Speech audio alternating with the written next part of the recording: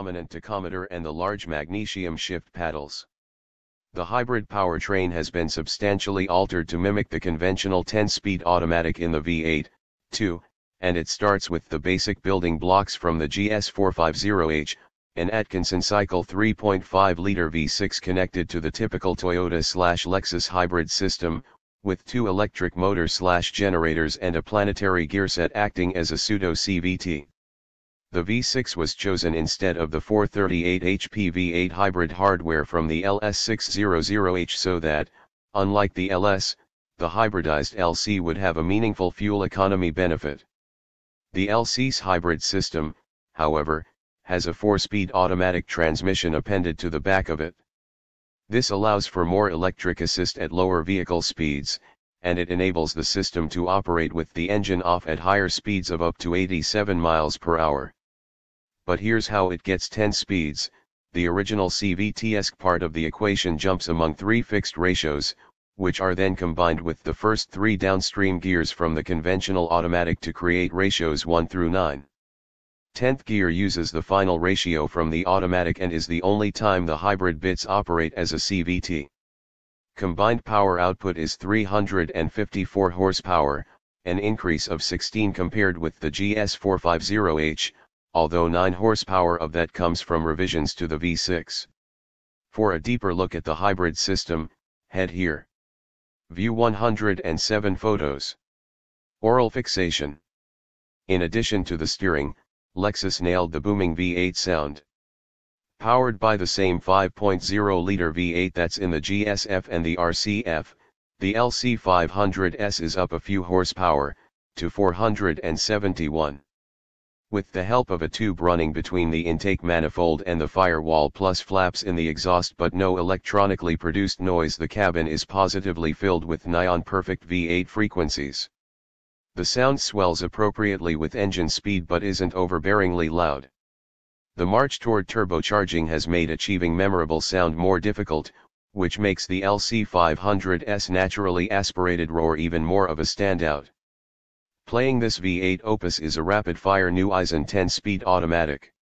It's not as quick-shifting as a dual-clutch gearbox, and we also experienced a few low-speed shift bobbles, but gear swaps are about as swift as they come for conventional automatics, and upshifts are punctuated with a satisfying pop from the exhaust.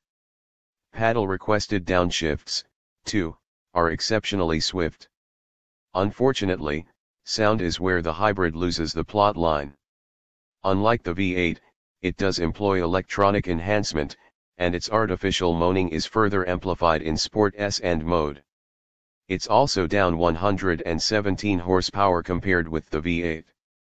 Does anyone looking to spend roughly $100,000 on a 2-door fashion statement care about the LC500H's potential 50% fuel economy benefit if it means sacrificing the V8's sound and performance?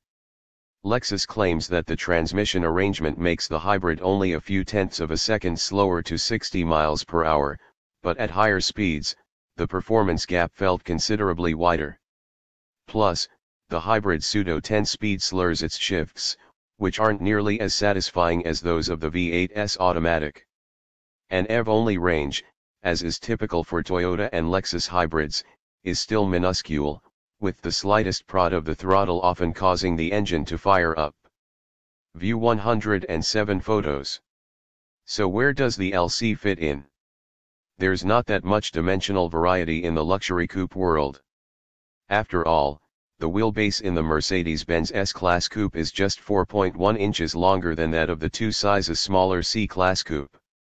At 113.0 inches, the Lexus LC's wheelbase roughly splits those of the Benz S. However, its overall length is much closer to that of the C-Class and more than 10 inches shorter than the S, which helps to explain the LC's paltry trunk space. At 5 cubic feet, it's half that of the big Mercedes. And Lexus says that backseat space is not a concern for potential customers. The design certainly isn't as classically beautiful as that of the S-Class coupe, but the aggressively creased design language that seems hopelessly overdone on the Lexus RX crossover works here, thanks in no small part to the coupe's excellent proportions. The interior design is adventurous, with flowing sweeps over the door panels and through the center console. The base seats are heavily bolstered, and the optional micro-suede trimmed upgrade versions are even more so.